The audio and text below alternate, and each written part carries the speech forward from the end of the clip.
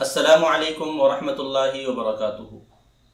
معزز سامعین کرام، نکاح انسان کی ایک فطری ضرورت ہے۔ اس میں دین اور دنیا کے بہت سارے فائدے ہیں۔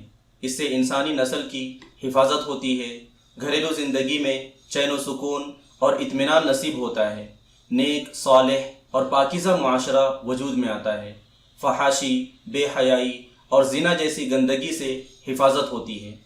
یہی وجہ ہے کہ نکاح کا رواج شروع دن سے رہا اور یہ انبیاء علیہم السلام کی سنت بھی ہے۔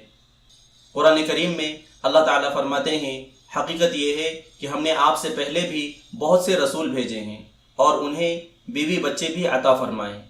اس آیت سے معلوم ہوا کہ انبیاء علیہم السلام نے شادیاں کی ہیں، لہٰذا نکاح ایک فطری ضرورت ہونے کے ساتھ نبیوں کی سنت بھی ہے۔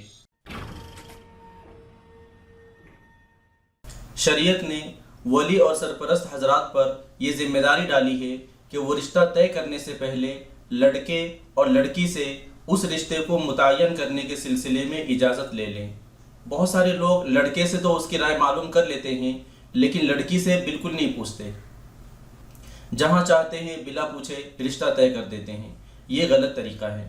رسول اللہ صلی اللہ علیہ وسلم نے فرمایا کہ عورت جس کو طلاق ہو گئی ہو یا اس کے شوہر کا انتقال ہو گیا ہو اور اس کی دوسری شادی ہو رہی ہو تو اس سے پوچھ لیا جائے، اور کنواری لڑکی کا نکاح بھی اس کی اجازت کے بغیر نہ کیا جائے۔ صحابہ رضی اللہ عنہم نے عرض کیا، اس سے اجازت لینے کا طریقہ کیا ہے؟ آپ صلی اللہ علیہ وسلم نے فرمایا کہ پوچھنے پر اس کا خاموش ہو جانا ہی اس کی طرف سے اجازت ہے۔ اس حدیث سے معلوم ہوا کہ لڑکی چاہے کنواری ہو یا نہ ہو، دونوں صورتوں میں اس سے اجازت لینا ضروری ہے، لیکن دونوں کی رضامندی معلوم کرنے کا طریقہ الگ ہے۔ کنواری لڑکی سے پوچھنے پر اس کا خاموش رہنا ہی اس کی طرف سے رضامندی ہے، لیکن وہ عورت جس کی ایک مرتبہ شادی ہو گئی ہو اور اب شوہر کی وفات یا طلاق ہو جانے کی وجہ سے اس کی دوسری شادی ہو رہی ہو، تو اس کی رضامندی معلوم کرنے کا طریقہ یہ ہے کہ پوچھے جانے پر وہ صاف صاف اپنی زبان سے اپنی رضامندی کا اظہار کرے۔ مہر کے تعلق سے دو باتیں یاد رکھنی چاہیے۔ پہلی بات یہ ہے کہ مہر کی مقدار نہ بہت زیادہ ہو کہ لڑکا زندگی میں اس کو ادا ہی نہ کر سکے، اور نہ اتنی کم ہو کہ لڑکی اس میں اپنی ذلت محسوس کرے۔ شریعت نے زیادہ کی کوئی مقدار تو متعین نہیں کی ہے، البتہ کم سے کم مقدار 10 درہم ہے، جس کی مقدار موجودہ وزن کے اعتبار سے 30 گرام 618 ملی گرام چاندی ہے۔ اور دوسری بات یہ یاد رکھنی چاہیے کہ مہر ایک قرض ہے جس کی ادائیگی لازم اور ضروری ہے، جتنا جلد ہو سکے اس کو ادا کرنا چاہیے۔ اللہ تعالیٰ فرماتے ہیں، عورتوں کو ان کے مہر خوشی سے دیا کرو۔ رسول اللہ صلی اللہ علیہ وسلم نے فرمایا کہ جس شخص نے کسی عورت سے کم یا زیادہ مہر پر نکاح کیا اور اس کے دل میں مہر ادا کرنے کا ارادہ نہ ہو تو وہ قیامت کے دن اللہ کے یہاں ایک زنا کرنے والے کی حیثیت سے آئے گا۔ اسلام نے شادی کو بہت آسان بنایا ہے۔ جتنی زیادہ سادگی سے نکاح کا فریضہ انجام دیا جائے گا، آئندہ کی زندگی میں اللہ تعالیٰ کی طرف سے اتنی ہی خیر و برکت نازل ہوگی۔ رسول اللہ صلی اللہ علیہ وسلم نے فرمایا کہ سب سے زیادہ بابرکت نکاح وہ ہے جس میں خرچ کم سے کم ہو۔ حدیث سے یہ بات سمجھ میں آتی ہے کہ آج جو ہم پریشان ہیں، خاص طور پر گھریلو زندگی میں جو طرح طرح کی الجھنیں ہیں، اس کا سبب صرف یہی ہے کہ ہم شریعت کی ان جیسی ہدایات پر عمل نہیں کرتے، جس کی وجہ سے ہم اللہ کی رحمت اور برکت سے محروم کر دیے جاتے ہیں۔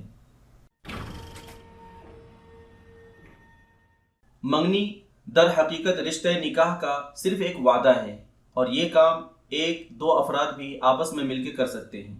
اس موقع پر برادری کے سب لوگوں کو جمع کرنا اور ایک بڑی دعوت کا اہتمام کرنا محض رسم ہے جس کو چھوڑنا ضروری ہے۔ آپ صحابہ کرام کی شادیوں کو دیکھیں، کہیں بھی اس طرح کا اہتمام نہیں ملے گا۔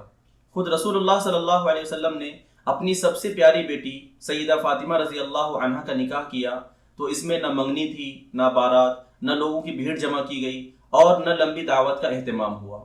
بہت سادگی کے ساتھ نکاح کر دیا گیا۔ اس سے امت کو یہ پیغام بھی دینا تھا کہ نکاح سادگی کے ساتھ ہی ہونا چاہیے۔ شادی یقیناً ایک خوشی کا موقع ہے، لیکن اس میں شریعت کے کسی حکم کو توڑنے کی بالکل اجازت نہیں ہے۔ آج کل شادی کے موقع پر عورت اور مرد ایک جگہ جمع ہوتے ہیں اور شریعت نے عورتوں پر جو پردہ فرض کیا ہے اس کا کھلم کھلا مذاق اڑاتے ہیں۔ یہ بالکل حرام اور ناجائز ہے۔ شریعت میں ان باتوں سے بہت سختی کے ساتھ منع کیا گیا ہے۔ ایک مرتبہ پردہ کا حکم نازل ہونے سے پہلے حضرت اسماء رضی اللہ عنہ باریک کپڑے پہن کر رسول اللہ صلی اللہ علیہ وسلم کے پاس آئیں تو آپ نے ان کی طرف سے منہ پھیر لیا اور فرمایا، اے اسماء، عورت جب بالغ ہونے کی عمر کو پہنچ جائے تو چہرہ اور ہاتھوں کو چھوڑ کر اس کے جسم کے کسی حصے کا نظر آ جانا جائز نہیں ہے۔ ایک حدیث میں بے پردہ عورتوں کے بارے میں رسول اللہ صلی اللہ علیہ وسلم نے فرمایا کہ جہنمیوں کی 2 قسمیں ایسی ہیں کہ جنہیں میں نے نہیں دیکھا۔ ایک قسم تو ان لوگوں کی ہے جن کے پاس بیلوں کی دموں کی طرح کوڑے ہوں گے اور وہ اس سے لوگوں کو مارتے ہوں گے، اور دوسری قسم ان عورتوں کی ہے جو لباس پہننے کے باوجود ننگی ہوں گی، دوسروں کو بہکانے والی اور خود بھی بھٹکی ہوئی ہوں گی۔ ان کے سر بختی اونٹوں کے کوہان کی طرح ایک طرف جھکے ہوئے ہوں گے۔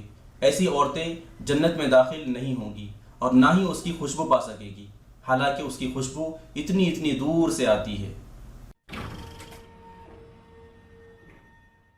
مال اور دولت اللہ کی طرف سے ہمارے پاس امانت ہے، اس کو اللہ کی مرضی کے مطابق خرچ کرنا ضروری ہے، لیکن ہم عام زندگی میں فضول خرچی تو کرتے ہی ہیں۔ شادی کے موقع پر زیادہ ہی فضول خرچی اور اسراف سے کام لیا جاتا ہے۔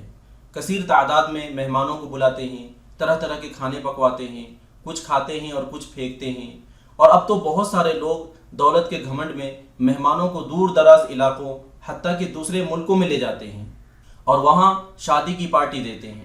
یہ سب کام محض اپنی بڑائی ظاہر کرنے اور ایک دوسرے سے آگے بڑھ جانے کے جذبے کے تحت کیا جاتا ہے۔ یہ سب فضول خرچی میں داخل ہے۔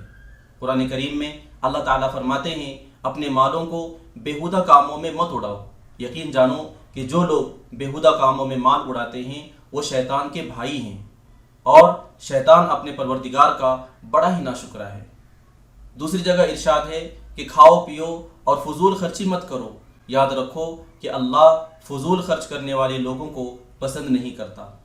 اور ایک حدیث میں نبی کریم صلی اللہ علیہ وسلم نے فرمایا کہ خوب کھاؤ پیو، صدقہ کرو اور پہنو، مگر شرط یہ ہے کہ اسراف اور فضول خرچی اور تکبر اور گھمنڈ نہ ہو۔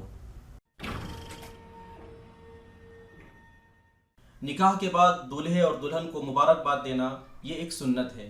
حضرت ابو ہریرہ رضی اللہ تعالیٰ عنہ کہتے ہیں کہ رسول اللہ صلی اللہ علیہ وسلم جب کسی ایسے آدمی کو جس نے شادی کی ہے مبارکباد دیتے تو اس طرح کہتے، بارک اللہ لک وبارک علیک وجمع بینکما فی خیر، یعنی اللہ تم کو مبارک کرے، تم پر برکت نازل فرمائے اور تم دونوں کو ہمیشہ خیر و بھلائی پر جمائے رکھے۔ بہت سے میاں بیوی ایسے ہیں کہ تنہائی میں آپس کی جو باتیں ہوتی ہیں انہیں دوستوں وغیرہ کے سامنے بیان کر دیتے ہیں، اور بہت سے لوگ میاں بیوی سے پوچھنے بھی لگتے ہیں۔ یہ بدترین قسم کی بے حیائی ہے، اس سے بچنا چاہیے۔ رسول اللہ صلی اللہ علیہ وسلم نے فرمایا، قیامت کے دن اللہ کے یہاں وہ آدمی بدترین درجے میں ہوگا جو بیوی سے ملنے کے بعد اس کا راز کسی کے سامنے ظاہر کر دے۔